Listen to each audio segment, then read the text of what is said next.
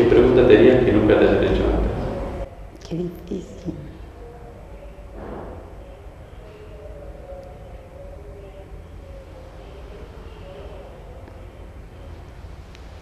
No sé, la pregunta que nunca me habían hecho es la que me hiciste vos recién. ¿Qué me pasa a mí estando acá adentro, ¿no? Es una pregunta que yo me hago todo el tiempo, pero nunca me la habían hecho. Me la hiciste vos recién. Y me parece que uno debe preguntarse también qué hacen los lugares, cómo llegan, ¿no? Y yo creo que o sea, a mí lo que me pasa con este lugar es como si yo confirmara algo que me vino pasando desde hace muchos años, desde que era muy joven, y como que si lo confirmara en mi andar por la vida, ¿no?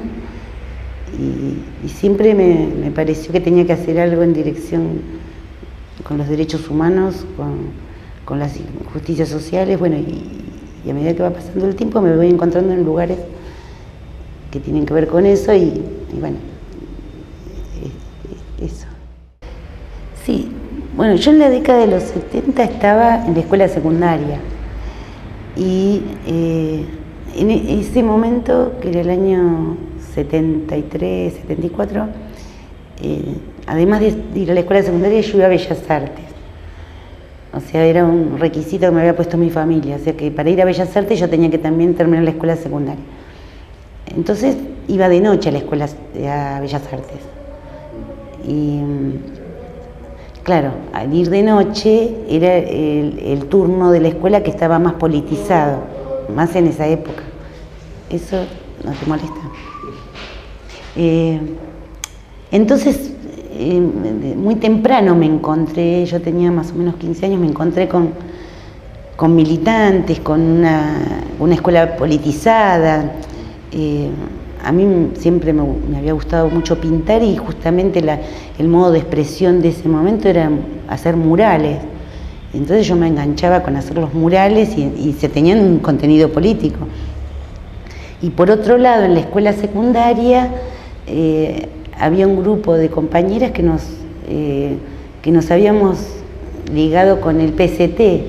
O sea, en esa época se usaba mucho que las distintas organizaciones o partidos iban a las salidas de las escuelas secundarias a charlar con los jóvenes para intercambiar, digamos, lineamientos políticos.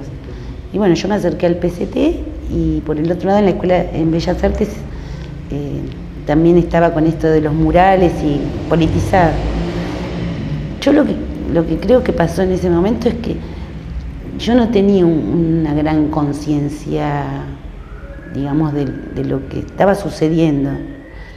Es como que lo vivía como muchos jóvenes, era normal ir a una manifestación, organizarse en el centro de estudiantes y protestar y expresarse políticamente. Yo creo que después, con el tiempo, fui como construyendo la dimensión real de lo que sucedía y el compromiso de gente que quizás tenía unos años más que yo. Yo siempre digo que soy como el último eslabón, que lo viví, pero lo viví como muy joven, ¿no? Entonces, la gente que tenía 10 años más que yo, o 15 años más que yo, que eran esa generación del 60, herederos, digamos, del Mayo francés, de la Revolución cubana. O sea, yo conocía todo eso, pero era como muy joven todavía, entonces después con el tiempo fui tomando más compromisos desde un lugar más consciente, ¿no? ¿Y cuando llegó el 83, cómo lo viste? Claro, durante todos los años de la dictadura, del terrorismo de Estado, yo ahí ya tenía conciencia, ¿no? de lo que sucedía. Aparte me tocó viajar al exterior y ahí me enteré muchas cosas inimaginables, ¿no? Que mucha gente que viene acá nos cuenta eso, que sabía que había detenciones, bueno, pero nunca se imaginaban un genocidio. Y en el exterior sí había,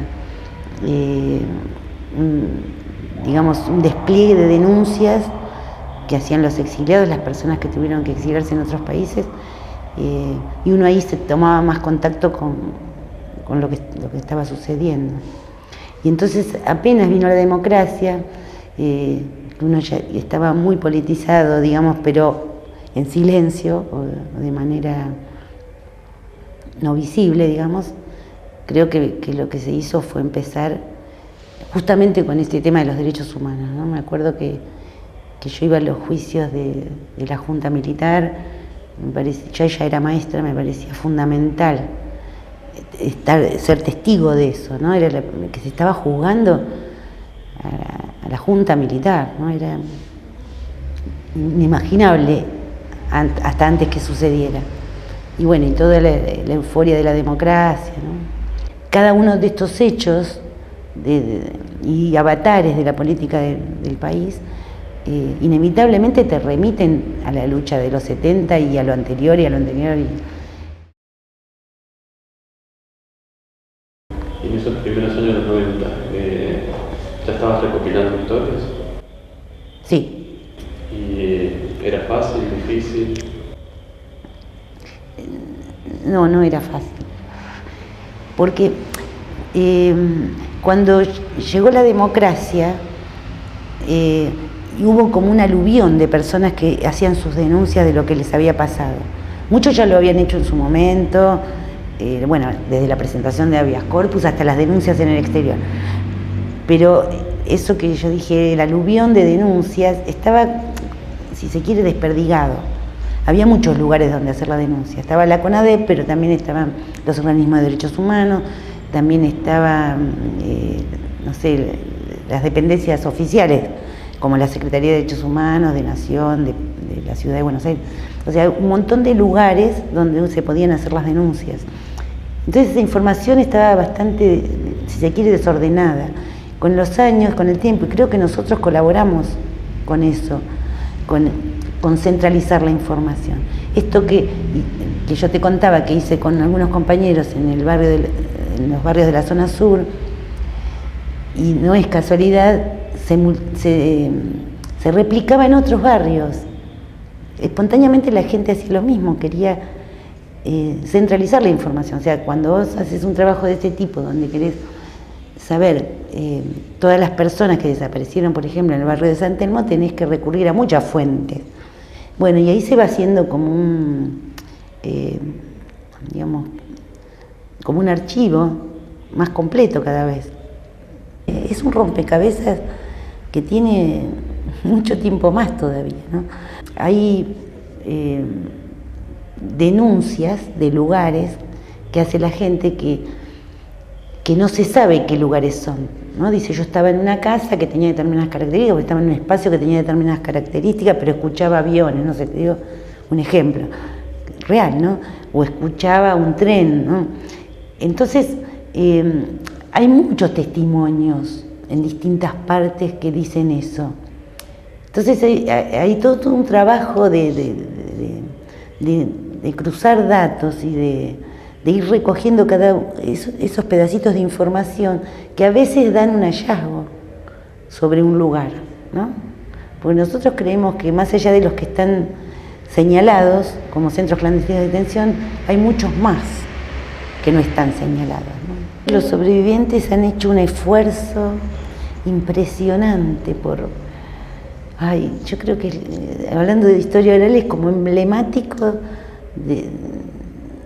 digamos, de conservar la memoria, ¿no? Han hecho un esfuerzo impresionante. No sé si vos notaste que en los juicios ellos no pueden leer y recuerdan los nombres de todas las personas que pasaron a su lado o que ellos tuvieron algún tipo de registro de que estaban en ese lugar.